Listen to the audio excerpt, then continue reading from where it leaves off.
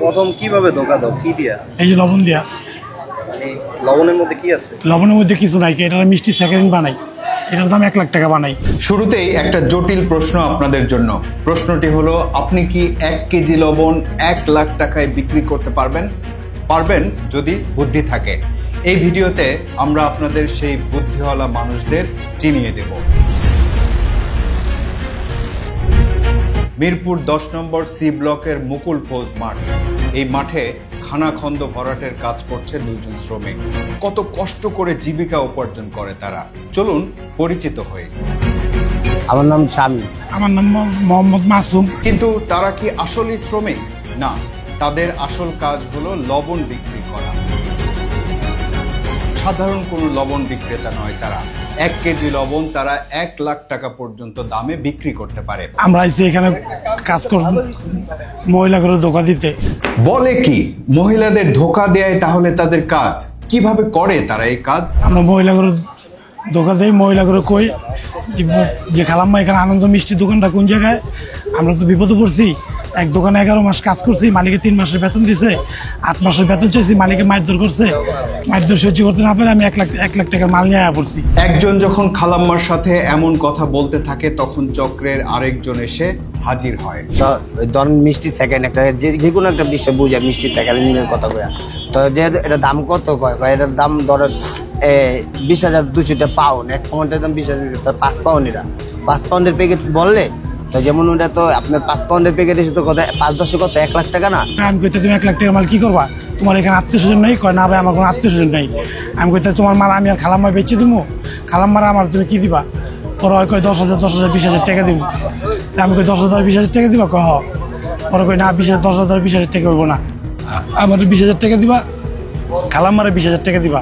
আচমকায় অপ্রত্যাশিতভাবে 20,000 টাকা উপার্জনের লোভে পড়ে যায় খালাম্মা। পরে মনে করেন যে হ্যাঁ মালের দাম বলে যাওয়ার পরে তখন খালাম্মার লোভ আইসা পড়ে।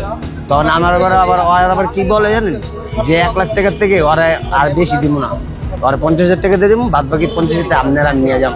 ওরা আবার ভাগ করে ওই মহিলার লোভে লয়ে যায়, ঠিক আছে? তো ওই মহিলার লোভে ভাগ করে নিলে তখন মহিলার লোভে পড়ে আছে না। তারপর তারা একটা দোকানে যায় পণ্য বিক্রির জন্য।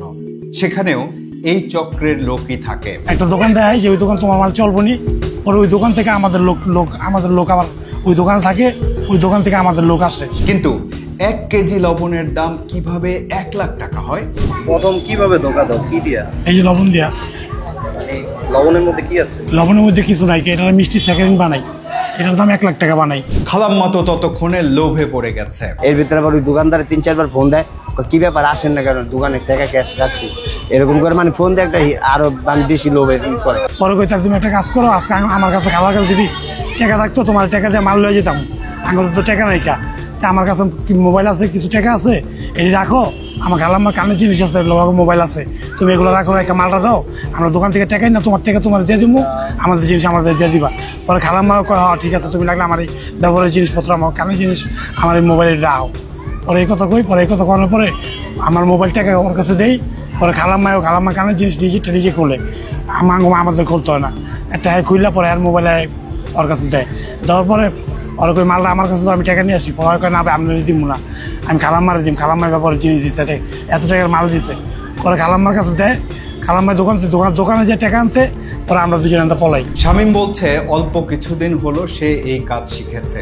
প্রশিক্ষণ হয়তো এখনো ঠিক মতো হয়নি, তাই মাঝে মাঝেই দৌড়ানি খাচ্ছে। 6 দিনের সাইজে, সপ্তাহে 6 দিন আমার শিখেছে, কিন্তু এর ভিতরে আর 3 দিন আমরা ফেরত গিয়ে দৌড়ানি খাইছি। আমি কালকেও আসছিলাম ওই এদিকে না, আর এই যে কোন জায়গায় জানি টঙ্গি না কই জানি, ওই জায়গায় ছিলাম, মনেও দৌড়ানি খাইছি। আর আজকে এই জায়গায় দৌড়ানি খাইছি, এখন কাছে দৌড়াকে আমি মার দিচ্ছি। মিরপুর 10 নম্বরের সি ব্লক এলাকাতে তারা এই 1 কেজি লবণ 1 লাখ টাকায় বিক্রির ব্যবসায় নেমেছিল।